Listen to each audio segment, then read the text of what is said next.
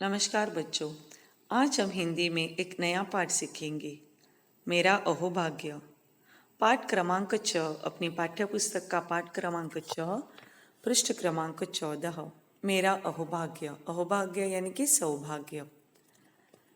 पाठ के लेखक है चंद्रगुप्ता विद्यालंकार, जिनका जन्म 1906 में मुजफ्फरगढ़, अभी पाकिस्तान में है, वहाँ पे हुआ था। उनकी मृत्यु 1982 में हुई।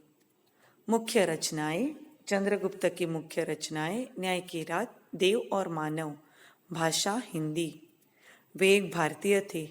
प्रसिद्ध विशेष योगदान: लेखक साहित्यकार चंद्रगुप्त जी ने सामाजिक तथा राजनीतिक समस्याओं को अपने साहित्य में उतारा था।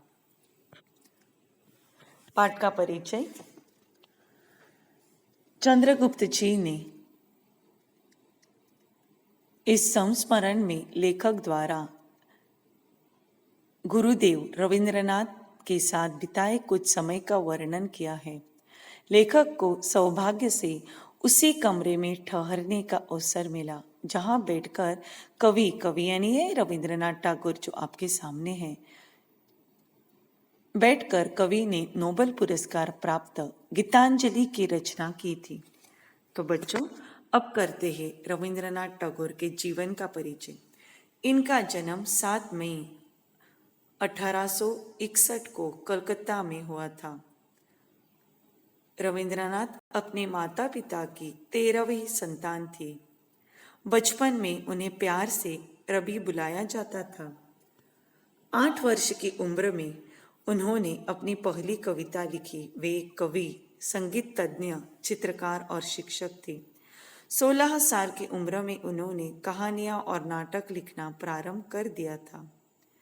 उन्होंने आमतौर पर 20वीं शताब्दी के शुरुआती भारत के उत्कृष्ट रचनात्मक कलाकार के रूप में भी माना जाता है। 1913 में वे साहित्य के लिए नोबेल पुरस्कार प्राप्त करने वाले पहले नॉन यूरोपियन बने। रविंद्रनाथ एक ऐसे कवि हैं जिनकी रचनाओं को 2 देशों ने अपना राष्ट्रगीत, जो हमारा राष्ट्रगान जन गण मन है, बनाया। आपको बताऊं बच्चों, इसके अलावा इन्हें नोबेल पुरस्कार भी, प्रथम नोबेल पुरस्कार नॉन यूरोपियन बने। नॉन यूरोपियन यानी पहले भारतीय जिन्हें नोबेल पुरस्कार प्राप्त हुए। बांग्लादेश की राष्ट्रगान भी रविंद्रनाथ टैगोर ने ही बनाई है। तो चलिए बच्चों, शुरुआत करते हैं पाठ से। मेरा अहोभाग्य यानी मेरा सौभाग्य। फरवरी 1936 में मुझे शांति निकेतन जाना था। लेखक को शांति निकेतन जाना था। वहाँ एक साहित्यिक कार्यक्रम होने वाला था। मैं बहुत ही उल्लासित यानी आनंदित था, क्योंकि उस कार्यक्रम की अध्यक्षता यानी कि हेड स्वयं गुरुदेव रविंद्रनाथ जी करने वाले थे। निश्चित दिन कलकत्ता से हम बहुत सारे लोग शांति निकेतन के लिए रवाना होना यानी निकल जाना। लगभग 1 दर्जन हिंदी वालों का यह दल शांति निकेतन के सुंदर अतिथि भवन। अब साहित्य यानी बच्चों देखिए, साहित्य यानी अनेक अनेक भाषा का साहित्य होता है, जैसे पोएम्स, कहानियाँ। हाँ, जो लेखक होते हैं उनके जो साहित्य होते हैं, आर्टिकल्स होते हैं, वो वहाँ पे लाते हैं। और हिंदी वालों का 1 दर्जन का दल था। 1 दर्जन यानी 12 दल यानी ग्रुप। शांति निकेतन के सुंदर अतिथि भवन, शांति निकेतन, ये जो आपको दिखाई दे रहा है पिक्चर में, ये शांति निकेतन है। ये देखिए, शांति निकेतन ये भवन का नाम है, जहाँ पे अतिथि यानी कि गेस्ट अशोक वृक्षों के सघन, अशोक वृक्ष यानी अशोका के जो ट्रीज रहते हैं वो, और चारों तरफ अशोका के ट्रीज, सघन उपवन। सघन यानी एकदम जहाँ जहाँ देखे वहाँ पे आपको एकदम जंगल जैसे अशोका ट्रीज लगाई हुए दिखाई देंगे। उपवन यानी कि वन के बीचों बीच बनाया गया था। बहुत ही सुंदर, बड़ी और अच्छी इमारत थी। जैसा सोचा था वैसे ही पाया। ऊपर की मंजिल यानी फ्लोर्स, एक कमरे में हमें ठहराया गया। कमरे के बाहर एक विस्तृत यानी बड़ा बरामदा यानी गैलरी कह सकते हैं, बरामदा था। बरामदे में खड़े होकर अगर बाहर देखा जाए तो सामने ही सघन, सघन यानी एकदम घना, जैसे मैंने आपको बताया। बकुल, बकुल यानी मौलसिरी, मौलसिरी यानी एक प्रकार का वृक्ष है, वृक्ष दिखाई देते थे। दूसरे दिन प्रातःकाल यानी मॉर्निंग, सुबह ही हमें बताया गया कि गुरुदेव का स्वास्थ्य यानी हेल्थ ठीक नहीं है। अंतः कार्यक्रम की बैठक में वे नहीं आ पाएंगे। सुनकर बहुत हम निराश हुए। मैं बहुत निराश यानी खुश न होना, निराश हो गया। तथापि हमें जब यह मालूम पड़ा कि उन्हें डॉक्टर ने हम लोगों को केवल 15 मिनटों का समय दिया है, जिसमें गुरुदेव के दर्शन यानी उनसे मिल सकते हैं, तथा उनके साथ संक्षिप्त यानी छोटा वार्तालाप यानी कॉन्वर्सेशन भी हो सकता है। तब हमारी खुशी का ठिकाना न रहा। हम बहुत खुश हो गए। हम बेसब्री यानी आतुरता से उस क्षण का इंतजार करने लगे। मध्याह्न यानी दोपहर के बाद गुरुदेव की भेंट हुई। करीब 4 बजे होंगे। गुरुदेव की धारणा थी कि कुछ 2-3 आदमी, धारणा यानी उन्होंने एक रूल बनाया था, उन्होंने लिमिटेशन रखा था कि मुझे मिलने के लिए खाली 2-3 आदमी ही होंगे। पर जब हम 14 जनों को देखा,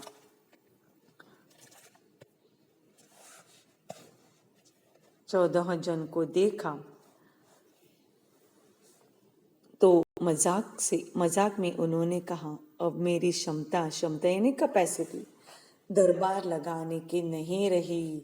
इस मकान में जगह की भी कमी है। फिर हम सबको गुरुदेव का परिचय कराया गया। परिचय करना यानी इंट्रोडक्शन। बाद में वार्तालाप यानी कॉन्वर्सेशन शुरू हुआ। कॉन्वर्सेशन के दौरान गुरुदेव ने कहा, अब से 50 बरस पहले जब मैंने कहानियां लिखना शुरू किया था तो इस क्षेत्र में एक आदमी था। मेरी प्रारंभिक कहानियों में ग्रामीण जीवन की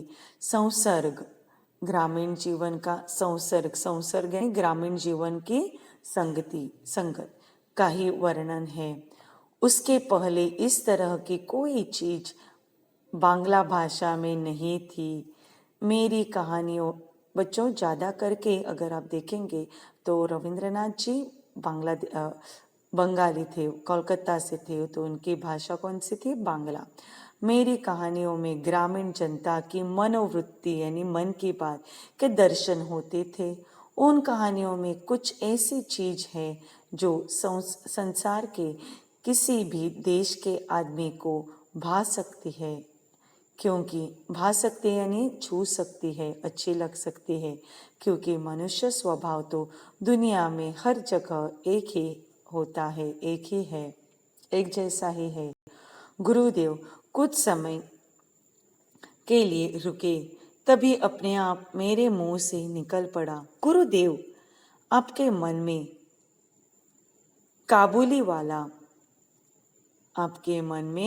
काबुली वाला इस कहानी का विचार कैसे आया?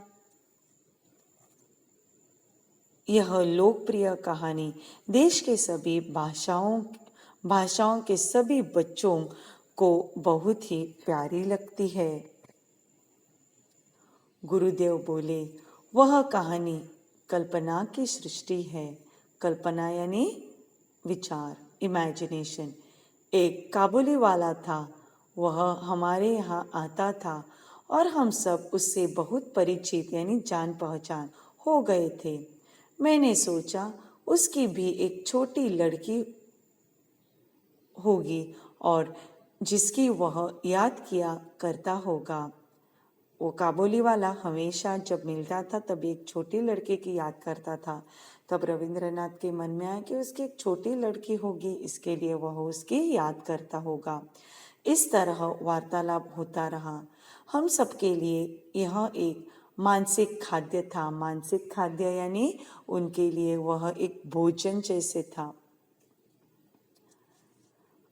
आश्चर्य की बात यह कि 15 मिनट की बजाय 40 मिनट, 15 मिनट खाली समय दिया था, लेकिन रविंद्रनाथ जी 40 मिनट हो चुके थे, फिर भी बोल रहे थे।